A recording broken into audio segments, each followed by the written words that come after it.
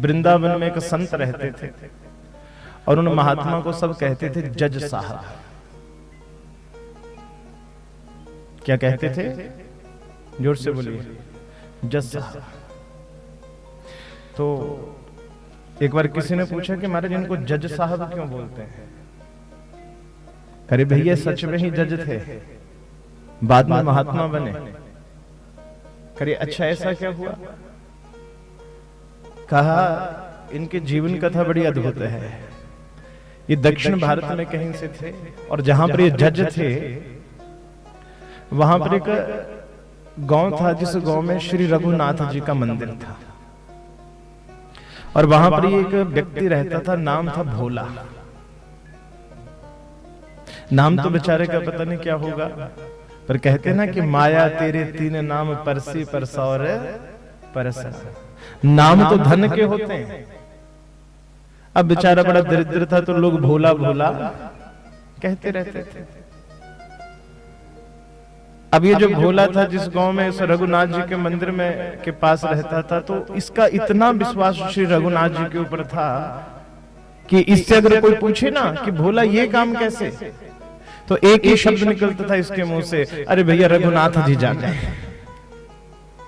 शरणागति पूरी तरह से कि मुझे कुछ पता नहीं है, जो है सो रघुनाथ जी।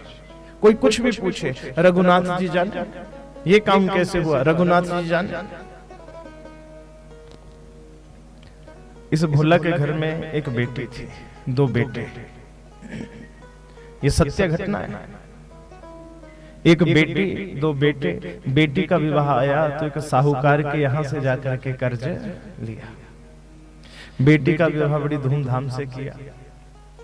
जैसे बेटी का विवाह पूरा हुआ तो जो बेटे थे बड़े अच्छे थे। बेटों ने कहा कि पिताजी आपने अपनी जिम्मेवारियां खूब निभाई और हम जानते हैं कि आपका मन भजन में लगता है, इसलिए अब आपको चिंता करने की जरूरत नहीं है। जो भी कर्ज है साहूकार का वो हम लौटाएंगे, सारी व्यवस्था हम करेंगे, आप अपना भजन करिए, बस आपको कुछ नहीं करना। अब भोला नित्य वहीं रघुनाथ जी के मंदिर में बैठा रहता, भाव के साथ भजन करता रहता। समय बीता, बेटों ने पैसे एकत्रित किए, पिता के पास रख दिए।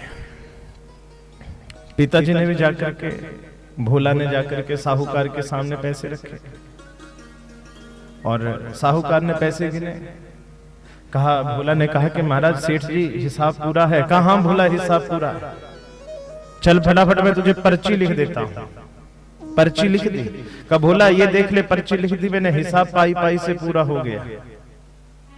भोला कहता महाराज माई बाप हम कौन से पढ़े लिखे हैं? अरे हम क्या जाने क्या लिखा क्या नहीं लिखा, अरे ये तो रघुनाथ जी जाने। सुनते ही सेठ के मन में लालच आ गया कि ये तो अनपढ़ है। अब उसने क्या किया, अरे भोला थोड़ा पानी तो ला। जैसे भोला पानी लाने के लिए गया वो पर्ची बदल दी, वो पर्ची छुपा ली और उसकी जगह ऐसे कुछ लिख के दे दिया। भोला बेचारा अपने घर चला गया। थोड़े दिनों बाद उसी सेठ ने ये जो जज साहब थे जो महात्मा बने थे, इन्हीं के अदालत में वो मुकदमा कर दिया भोला के ऊपर कि इसने मुझसे पैसे लिए हैं पर अभी तक वापस नहीं किए। महाराज भोला को चिट्ठी आ गई। भोला अदालत में पहुंचा, यही जज साहब बैठे थे। अब जज साहब ने जैसे भोला को देखा तो लगा रही ये तो बड़ा शरीफ साफ आदमी है।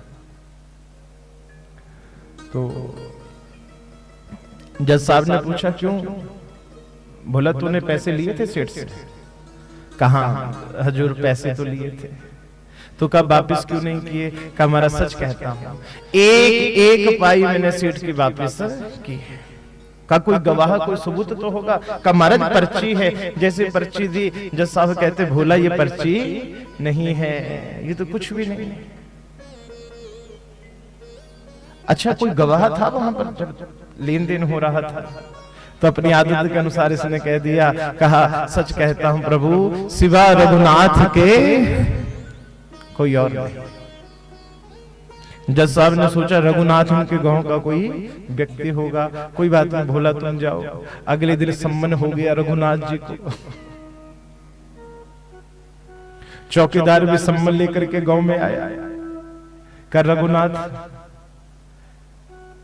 हमारा रघुनाथ जी तो यहाँ कोई नहीं रहता, पर हाँ मंदिर है रघुनाथ का। चौकीदार ने जाकर के पुजारी को कहा रघुनाथ, उसने कहा जी महाराज। सोचा मंदिर के विषय में पूछ रहा है, तो चौकीदार ने सोचा कि यही रघुनाथ है और सम्मन उसके हाथों में दे दिया। जैसे पुजारी ने सम्मन देखा, आहा, बड़ा पहले तो क्रोध आया, भोला को बुलाया, कहा रघुनाथ जी का नाम क्यों लिखाया? भोला कहता क्यों झूठ लिखाया क्या? अरे वो तो हमेशा मेरे अंग संग रहते हैं, मैंने क्या झूठ लिखा दिया? का चल कोई बात नहीं, समझाया कि भोला तू ऐसा कर, शहर वो अदालत दूर थी तो आज ही निकल जा, क्योंकि 2 दिन बाद तो पेशी, तू आज ही निकल जाओ। रघुनाथ जी की तो फिर रघुनाथ जी जाने। आहा, भोला को भेज दिया। और भाव देखिए, पुजारी ने जिस दिन अगले दिन अदालत में पेशी है, रात को ठाकुर जी के एक नहीं अनेक पोशाकें ठाकुर जी के सामने रख दी, अनेक पोशाकें। पुजारी ने बड़े भाव से कहा कि रघुनाथ जी, आज तक आपका कोई भक्त आया, कोई फल लेकर के आया, कोई फूल लेकर के आया, कोई प्रसाद लेकर के आया, कोई सोना चांदी गहने पोशाक लेकर के आया, प्रभु ये भी आपका कोई भक्त है जिसने ये सम्मन भेजा। और प्रभु ये भोला जो है ये आपके ऊपर बड़ा विश्वास करता है, बहुत विश्वास करता है। का प्रभु जो पोशाक अच्छी लगे वो पहनना, जो अच्छा लगे वो पहन करके जाना, पर जाना जरूर। पुजारी के नेत्र सजल हो गए, रोते रोते बस एक ही प्रार्थना की कि जाना जरूर। पूरी रात वो भजन करता रहा और उधर प्रातःकाल अदालत लगी। भोला को बुलाया गया, भोला कटघरे में पहुंचा। जज साहब ने पूछा कि भोला तुम्हारे गवाह रघुनाथ जी आए हैं? कहा महाराज वो तो सर्वत्र है, आए होंगे। कठी की आवाज लगाओ, रघुनाथ हाजिर हो, रघुनाथ हाजिर हो, रघुनाथ हाजिर हो। ऐसे 3 नारे जो लगाए हैं, चाल अटपटी सी झुकी सी देह, चाल अटपटी सी झुकी सी देह, माथे चारु चंदन सजाए हैं, ये तुलसी की माल पहने, फटी धोती लकटी सी, आज रघुनाथ जी अदालत में गवाह बनकर के आए हैं। एक वृद्ध का रूप बनाया, एक बुजुर्ग का रूप बना करके, बिल्कुल कमर टेढ़ी सी, हाथ में डंडा, गले में तुलसी की बड़ी सी माला, चंदन लगा करके, कंपकपाते हुए हाथों से लकड़ी पकड़ के रघुनाथ जी अदालत में पहुंच गए। जैसे पहुंचे रघुनाथ जी को कटघरे में बुलाया। कहां रघुनाथ जी बताइए, क्या ये सेठ ने पैसे दिए थे? कहा सरकार सेठ को 1-1 पैसा मिल चुका है, सेठ ने रसीद भी दी है, और इसके घर जाइए फला अलमारी में, फला रजिस्टर में आज भी वो रसीद इसने संभाल के रखी हुई है। सैनिक भेजे गए तो भैया रसीद मिल गई। भोला को मुक्त कर दिया और रघुनाथ जी तो जैसे आए थे वैसे चले गए। ये जो जज साहब थे इन्होंने देखा कि जो रघुनाथ जी आए थे कोई साधारण तो नहीं लग रहे थे, तो ये भोला था, इसको पकड़ लिया। केवट था जाते का, कहा अरे भोला बात सुन। कहा जी माई बात बोलिए। कहा ये रघुनाथ जी ये कहाँ रहते हैं? कहा सरकार जहां हम रहते हैं, जहां हम रहते हैं। कहा भैया तुम कहां रहते हो? कहा जहां रघुनाथ जी रहते हैं। अरे कैसे मूर्खों जैसी बात कर रहा है। कहा प्रभु ये भक्ति की बातें हैं, ये पढ़े लिखों की समझ में बड़ी कम आती है। जज साहब ने चौकीदार को बुलाया, कहा ये रघुनाथ वही थे जिसको सम्मान दिया था? कहने लगा नहीं नहीं प्रभु, ये तो कोई और ही आए थे। जज सोचे कि इतनी सटीक जिसने बता दिया वो साधारण नहीं हो सकता। मंदिर में उस गांव में पहुंच गए, सब जगह देखा कहीं रघुनाथ जी नहीं दिखे, सबसे पूछा कहीं रघुनाथ जी नहीं दिखे। पर जैसे ही मंदिर में पहुंचे, रघुनाथ जी की जो मूर्ति थी उस मूर्ति में साक्षात उन्हीं वृद्ध के दर्शन हो गए। जब समझ गए कि मेरी अदालत में आज कोई और नहीं, साक्षात भगवान आए थे। और उसी समय गए इस्तीफा दे दिया और अपने कमरे में जाकर के जोर जोर से रोने लगे, जोर जोर से रोए। किसी ने पूछा मेरा रो क्यों रोए हैं?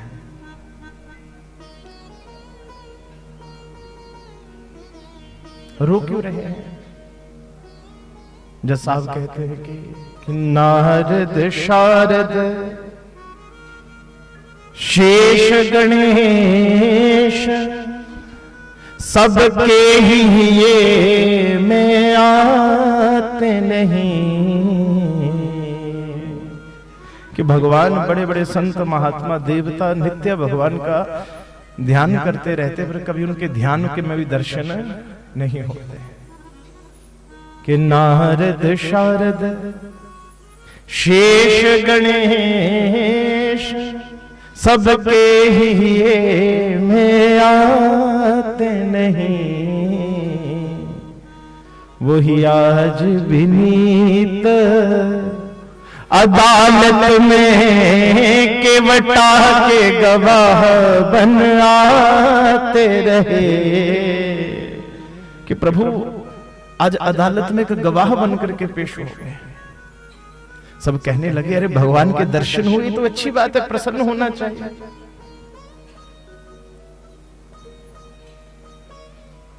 जज साहब कहते कि मैं इसलिए नहीं रो रहा हूं कि सुख है कि वो आते रहे